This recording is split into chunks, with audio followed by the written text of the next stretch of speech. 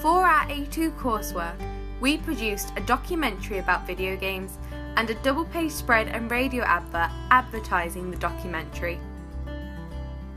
For our documentary, we followed the participatory mode and reflexive mode of documentary. This is because, while mainly the presenter lets events unfold, the presenter does participate when talking to vox pops or experts. We also had a linear structure, which means we followed one story throughout. One way we use conventions of a documentary is through the beginning of the documentary.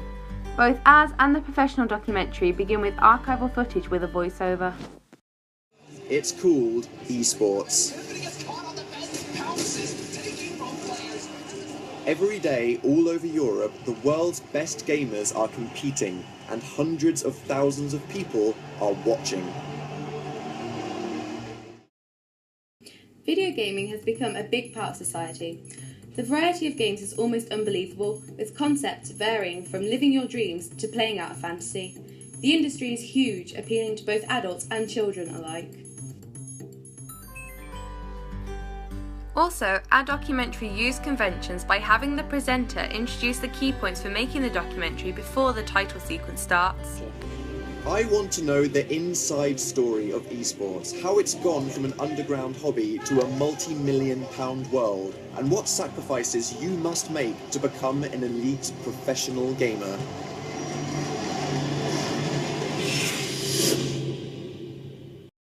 Everyone's played some form of game in their life, whether it's a board game or a video game on a computer or console or even on your mobile phone. But why is it that video gaming is becoming so popular? And why is it that so many people want to go into professional gaming? Let's find out. Why is gaming becoming so popular? Why do so many people want to become professional gamers? Another way we use conventions of documentaries is through the use of cutaways during interviews with experts. God forbid they'd walk 20 minutes to work. We get taxis every day. Which, are just like a school bus, which is always, nip and tuck if they're going to make it on time. They'd stay in bed all day if they could. So it takes the, parental figure to drag them out every day. And it couldn't be more like school, really. Games always give you a reward. And humans, literally, neurologically, have evolved to seek rewards. So because games provide them much more powerfully than real life does, if you prefer games to real life, everyone prefers games to real life. We use vox pops to give their opinions on video games, and this is what the professional documentary also did. So this is another way we used conventions. It's one of many hats that you can actually get. And what does it mean to you to have this hat on your head? To show my support for the game and to look like an absolute fool in front of everybody. Good. Do you guys think he's doing a good job of that? Yeah. I watch the LCS on the stream. I like crying. I like, oh my god, oh my god, oh my god, oh my god. So it's very exciting. I don't tend to play many video games. If I do, it would be a year, maybe. Play on my Nintendo. All the time, and Wii U and PC. Occasionally, yes, and occasionally PlayStation 4. So do you play video games and play on PlayStation? We used mise-en-scène the same way the professional documentary did, because we had someone playing a game at their desk so we could see the typical setup. However, we challenged the conventions of a documentary through how we presented facts over background footage, whereas the professional documentary animated their fact sequences. One way we developed conventions of a documentary is through the use of sound effects. We included a couple during some transitions, whereas their transitions were made through the voiceover changing the topic. It could be said that we use binary opposites in our documentary.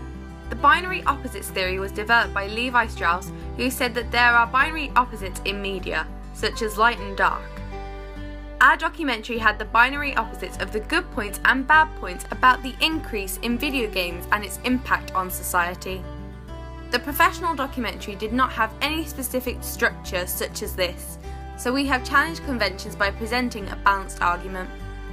Our double-page spread was designed with the intention of it being placed in the Radio Times.